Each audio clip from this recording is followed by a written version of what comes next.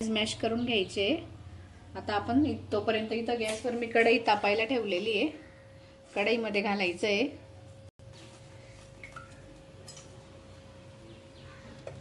कढईमध्ये घ्यायचंय 2 पळी तेल। तेल जास्त नाही घालायचं आपल्याला। बटाटे हातानेच मी मॅश करून घेणार आहे। फक्त बटाटे जास्त शिजवू नका, नाही तर त्याच्यात पाणी घुसलं का मग ते सारण पातळ होतं। हे बघा बटाटे शिजले का कुकरची वाफ काढून ते मस्त थंड व्हायला 2 ते 3 तास ठेवून द्यायचे, म्हणजे सारण एकदम परफेक्ट बनतं। मग तेल तापलेले आपण याच्यात आता वाटण परतून घेणार आहोत।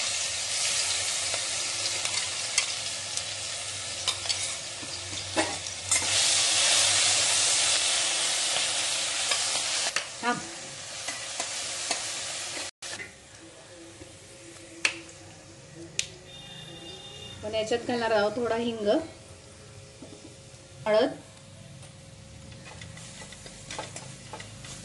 आता याच्यात आपण परतलं का लगेच घालणार आहोत आपलं बटाट्याचं जे सारण आहे ते।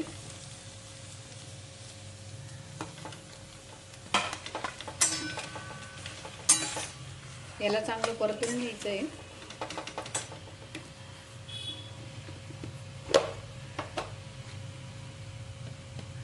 चवीनुसार मीठ।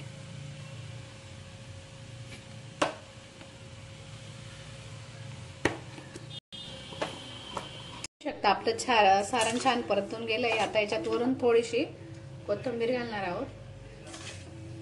आता आपलं सारण तयार झालंय। आता आपण याच्यावरचं जे आवरण असतं बेसनचं आपण ते बनवून घेणार आहोत। 1.5 वाटी बेसन पीठ घेणार आहे मी।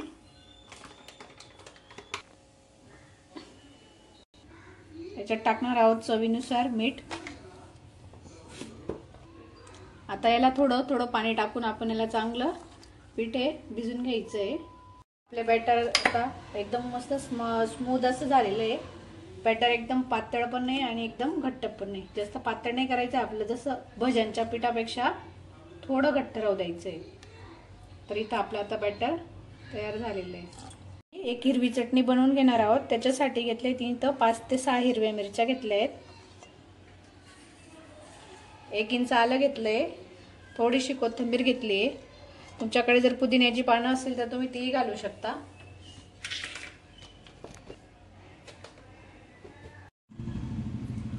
आपली हिरवी चटणी पण तयार आहे।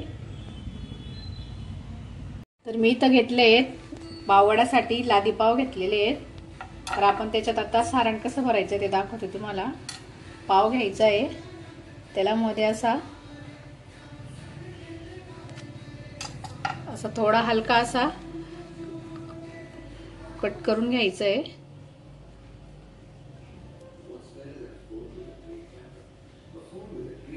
आणि याच्यात आपण आता लावणार आहोत एका बाजूने हिरवी चटणी लावायची आहे।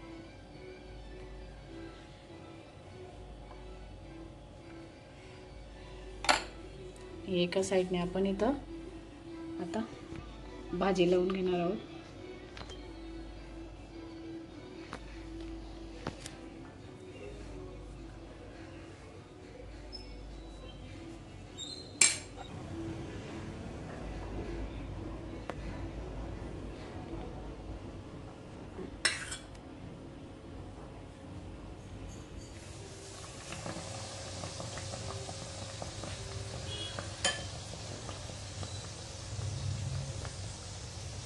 याला मस्त असा सोनेरी रंगावर तळून घ्यायचा आहे।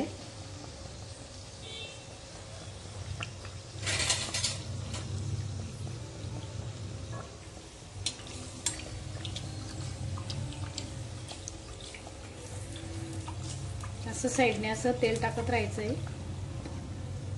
खेळताना त्याला असा पलटी मारून घ्यायचा आहे।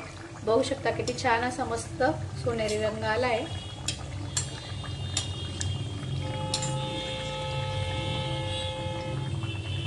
तुम्ही बघू शकता छान असा मस्त आपला पावळा तळून तयार आहे।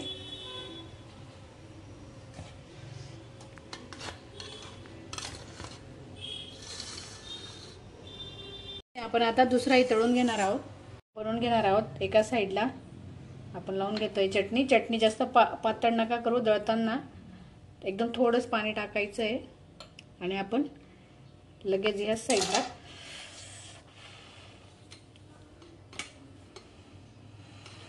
भाजी भरून घेणार आहोत। भाजी तुम्हाला पाहिजे तेवढी तुम्ही भरू शकता। त्याला अशी बंद केली का त्याला लगेच आपण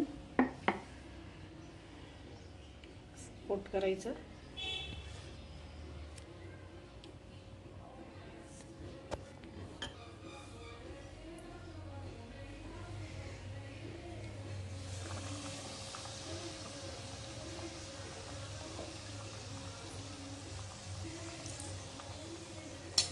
हलका हलका असं करून असं तेल टाकत राहायचं।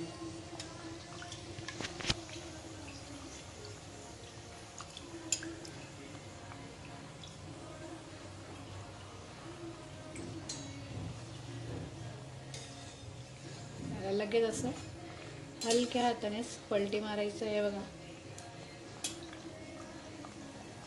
छान असा रंग आलेला आहे।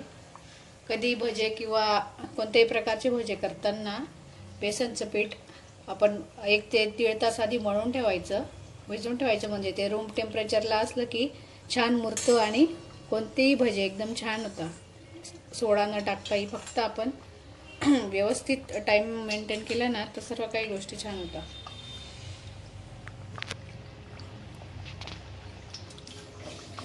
वडा म्हटला मिरची तर पाहिजेच त्याच्यासोबत, त्याच्यासाठी आपण इथं मिरची तळून घेणार आहोत।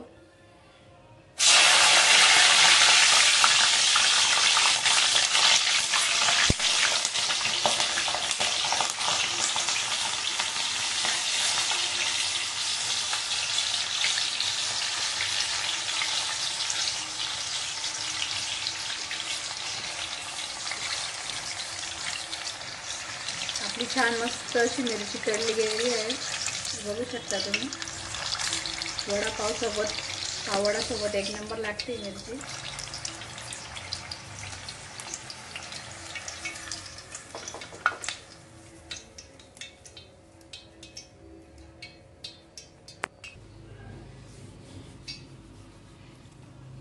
लगेच थोडं वरून असं मीठ भरभरून घ्यायचंय, म्हणजे मग त्या तिखट नाही लागत आणि त्यांचा तिखटपणा बॅलन्स होऊन जातो। आता वडापाव सर्व कसं करायचा ते दाखवते। तर तुम्ही बघू शकता आपला गरमागरम असा पाववडा तयार आहे। तुम्ही याला गरमागरम चहा सोबत याचा आस्वाद घेऊ शकता। व्हिडिओ आवडल्यास व्हिडिओला लाईक करा आणि चॅनलवर नवीन असाल तर चॅनलला सबस्क्राईब करा। तर आपला तयार आहे मुंबईचा फेमस पाववडा।